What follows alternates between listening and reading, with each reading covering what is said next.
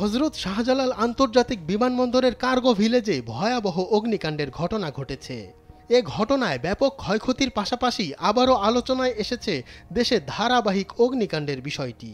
গত কয়েকদিনেই রাজধানীর মিরপুর ও চট্টগ্রাম ইপিজেড সহ বিভিন্ন স্থানে একের পর এক আগুন লাগার ঘটনায় উদ্বেগ ছড়িয়ে পড়েছে সাধারণ মানুষের মধ্যে। এ প্রসঙ্গে দেশের প্রখ্যাত ইসলামিক স্কলার মিজানুর রহমান আজহারি তার সামাজিক যোগাযোগ মাধ্যমের একটি পোস্টে লিখেছেন, এ দেশে অগ্নিকাণ্ড যেন এক অবিরাম চক্র। দুই একদিন প্রতিবাদ, মানববন্ধন, মিছিল, গরম টকশো, তারপর আবার সবকিছু নিস্তব্ধ, ঠিক আগের মতোই। অগ্নিকাণ্ডের পর শোক, তারপর সেই চিরচেনা নীরবতা। তিনি প্রশ্ন তুলছেন, এগুলো কি নিছক দুর্ঘটনা, কেবলই অবহেলা আর অব্যবস্থাপনা, নাকি এর পেছনে লুকিয়ে আছে কোনো গভীর ষড়যন্ত্র? আজহারি আরও উল্লেখ করেন, প্রথমে মিরপুর, তারপর চট্টগ্রাম ইপিজেড, আবার শাহজালাল আন্তর্জাতিক বিমানবন্দরের কার্গো ভিলেজে আগুন যেন পিছু ছাড়ছে না। এ দেশের অর্থনৈতিক অবকাঠামো ভেঙে ফেলার চেষ্টা চলছে কি?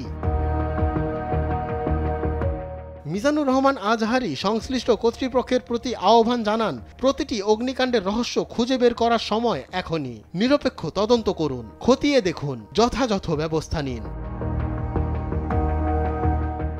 বিমানবন্দরের আগুনের খবর পেয়ে প্রাথমিকভাবে ফায়ার সার্ভিসের 4টি ইউনিট দুর্ঘটনাস্থলে গিয়ে আগুন নেভানোর কাজ শুরু করে বলে জানিয়েছে ফায়ার সার্ভিসের কন্ট্রোল রুম।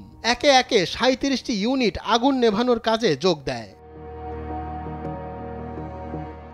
দেশে সাম্প্রতিক সময়ে একের পর এক অগ্নিকাণ্ডের ঘটনায় অনেকেই এখন প্রশ্ন তুলছেন, এসব কি শুধুই অব্যবস্থাপনা, নাকি পেছনে রয়েছে পরিকল্পিত ধ্বংসের ছক? ফায়ার সার্ভিস সূত্রে জানা গেছে, শাহজালাল বিমানবন্দরের কার্গো ভিলেজের আগুন নিয়ন্ত্রণে আনতে প্রায় 7 ঘন্টা সময় লেগেছে। তবে তদন্ত শেষ না হওয়া পর্যন্ত আগুনের সূত্রপাতের বিষয়ে নিশ্চিত করে কিছু বলা যাচ্ছে না।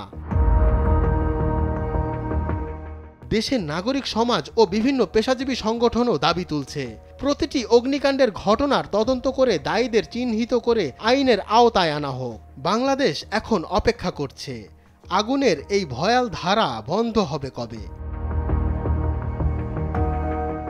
মঞ্জুর এ মাওলা, সময়ের আলো।